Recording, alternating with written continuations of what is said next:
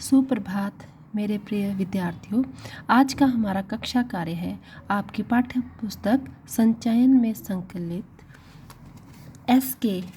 पोटेकर द्वारा रचित कहानी हामिद खां। हामिद खां, इस कहानी में लेखक और हामिद खां, लेखक जो हिंदू हैं और हामिद खां जो एक मुसलमान है। इस कहानी में लेखक और हामिद खां के आत्मीय संबंध को दिखाया गया है। कहानी हामिद खां। तक्षशिला में आगजनी समाचार पत्र की यह खबर पढ़ते ही हामिद खां याद आया। मैंने भगवान से विनती की, हे भगवान, मेरे हामिद खां की दुकान को इस आगजनी से बचा लेना। आगजनी मीन्स बेटा उपद्रवियों द्वारा आग लगाना, जैसे दंगे फसाद होते हैं। अभी 2 साल ही तो बीते हैं जब मैं तक्षशिला के पुराने खंडर देखने गया था। एक और कड़कड़ाती धूप, दूसरी ओर भूख और प्यास के मारे बुरा हाल हो रहा था। रेलवे स्टेशन से करीब 5 मील दूर पर बसे एक गांव की ओर निकल पड़ा। हस्तरेखाओं के समान फैली गलियों से भरा तंग बाजार, ये तंग गलियां। यहाँ कहीं नज़र पड़ी धुआं, मच्छर, गंदगी से भरी जगह ही दिखी। कहीं कहीं तो सड़े हुए चमड़े की बदबू ने स्वागत किया। लंबे कद के पठान अपनी सहज अलमस्त मीन्स मस्ती में चाल में चलते नजर आ रहे थे। चारों तरफ चक्कर लगा लिया पर अभी तक कोई होटल नजर नहीं आया। मन में विचार आया, इस गांव में होटल की ज़रूरत ही क्या होगी। अचानक एक दुकान नजर आई जहां चपातियां सेकी जा रही थी। चपातियों की सौंधी महक से मेरे पाप अपने आप उस दुकान की ओर मुड़ गए। अपने अनुभवों से मैंने जान लिया था कि परदेश में मुस्कुराहट ही रक्षक और सहायक होती है। सो मुस्कुराते हुए मैं दुकान के अंदर घुस गया। एक अधेड़ उम्र का पठान अंगीठी के पास सर झुकाए चपातियां बना रहा था। मैंने ज्यों ही दुकान में प्रवेश किया, वह अपनी हथेली पर रखे आटे को बेलना छोड़कर मेरी ओर घूर घूर कर देखने लगा। मैं उसकी तरफ देखकर मुस्कुरा दिया, फिर भी उसके चेहरे के हाव भाव में कोई परिवर्तन नहीं हुआ। वह बेपरवाही के साथ तीखी नज़र से मुझे निहारे जा रहा था। खाने को कुछ मिलेगा? मैंने धीमी आवाज़ में पूछा। चपाती और सालन। सालन मीन्स गोश्त या सब्जी का मसालेदार शोरबा। चपाती और सालन है, वहाँ बैठ जाइए, उसने एक बेंच की तरफ इशारा करते हुए कहा। मैं बेंच पर बैठकर रुमाल से हवा करने लगा। मैंने दुकान के भीतर झांक कर देखा। बेतरतीबी के बिना किसी सलीके से बेतरतीबी से लिपा हुआ आंगन, धूल से सनी दीवारें, एक कोने में खाट पड़ी हुई थी जिस पर एक दड़ियल बुढ़ा गंदे तकिए पर कोहनी टेके हुए हुक्का पी रहा था।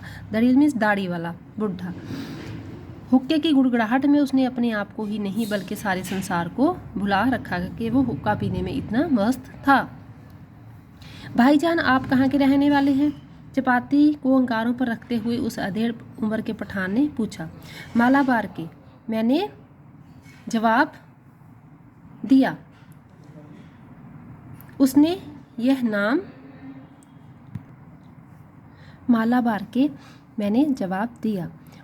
नाम नहीं सुना था। आटे को हाथ में लेकर गोलाकार बनाते हुए पूछा, यह हिंदुस्तान में ही है ना?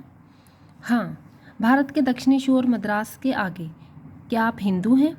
हाँ, एक हिंदू घर में जन्म लिया है। उसने एक फीकी मुस्कुराहट के साथ फिर पूछा, आप मुसलमानी होटल में खाना खाएंगे? क्यों नहीं, हमारे यहाँ तो अगर बढ़िया चाय पीनी हो या बढ़िया पुलाव खाना हो तो लोग बेखटके मुसलमानी होटल में जाया करते हैं। वह मेरी बात पर विश्वास नहीं कर पाया। मैंने उसे गर्व के साथ बताया, हमारे यहाँ हिंदू मुसलमान में कोई फ़र्क नहीं है, सब मिलजुल कर रहते हैं। भारत में मुसलमानों ने जिस पहली मस्जिद का निर्माण किया था वह हमारे ही राज्य के एक स्थान कोडंगलूर में है। हमारे यहाँ हिंदू मुसलमानों के बीच दंगे नहीं के बराबर है। लेखक ने हामिद खां को यह सब बताया कि उनके देश भारत में हिंदू और मुसलमानों में कोई फ़र्क नहीं है। उसने मेरी बात को बहुत ही ध्यानपूर्वक सुना। काश मैं आपके मुल्क में आकर यह सब अपनी आंखों से देख सकता। क्या आपको मेरी बात पर विश्वास नहीं होता? मैंने पूछा।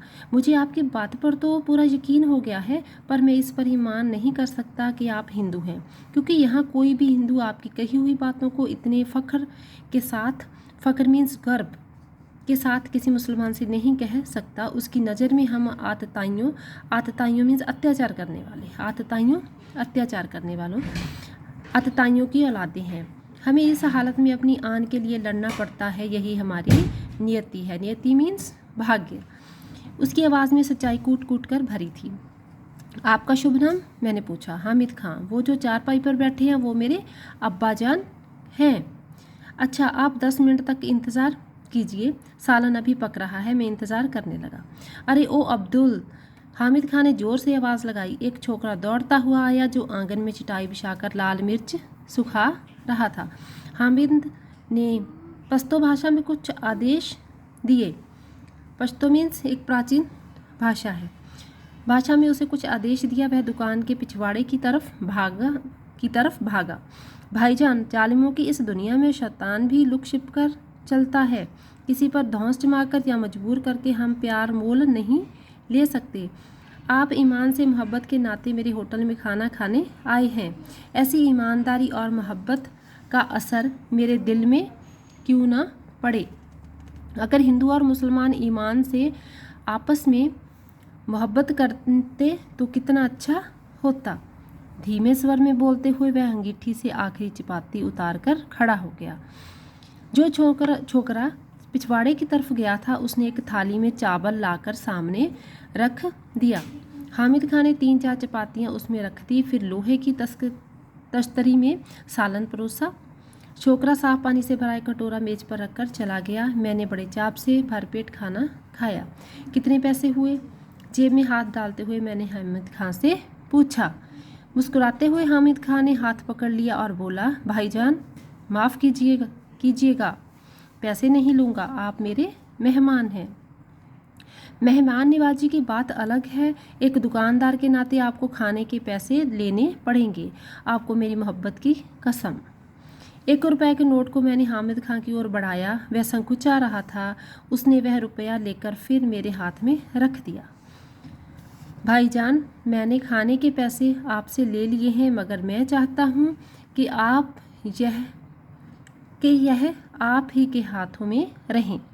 आप जब पहुँचे तो किसी मुसलमानी होटल में जाकर इस पैसे से पुलाव खाएं और तक्षशिला के भाई हामिद खां को याद करें। वहाँ से लौटकर मैं तक्षशिला के खंडरों की तरफ चला आया। उसके बाद मैंने फिर कभी हामिद खां को नहीं देखा, पर हामिद खां की वह आवाज़, उसके साथ बिताए क्षणों की यादें आज भी ताज़ा हैं।